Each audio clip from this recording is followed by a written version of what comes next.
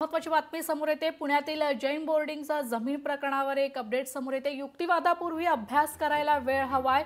न्यायमूर्ती कोलोटींची धर्मादाय आयुक्तांकडे मागणी आहे। तोपर्यंत मागील निर्णय तसाच ठेवावा। वकील योगेश पांडेंची धर्मादाय आयुक्तांकडे ही मागणी आहे।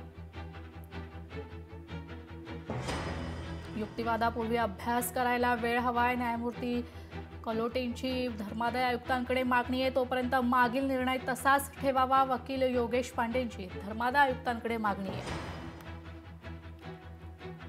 पुण्यातील जैन बोर्डिंगच्या जमीन प्रकरणात एक अपडेट समोर येते। युक्तिवादापूर्वी अभ्यास करायला वेळ हवाय असं न्यायमूर्ती कोलोटींची धर्मादाय आयुक्तांकडे मागणी आहे। तोपर्यंत मागील निर्णय तसाच ठेवावा असं वकील योगेश पांडेंची धर्मादाय आयुक्तांकडे मागणी आहे।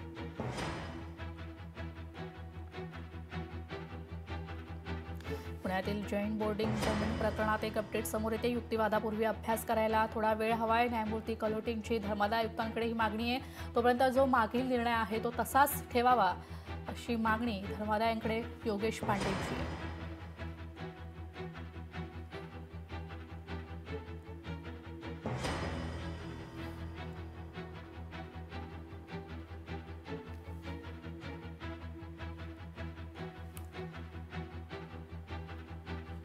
पुण्यातील जैन बोर्डिंगचं जमीन प्रकरण युक्तिवादापूर्वी अभ्यास करायला थोडा वेळ हवा। यासाठी न्यायमूर्ती कोलोटींची धर्मादाय आयुक्तांकडे मागणी आहे। तोपर्यंत मागील जो निर्णय आहे तो तसाच ठेवावा असं वकील योगेश पांडेंची धर्मादाय आयुक्तांकडे मागणी आहे।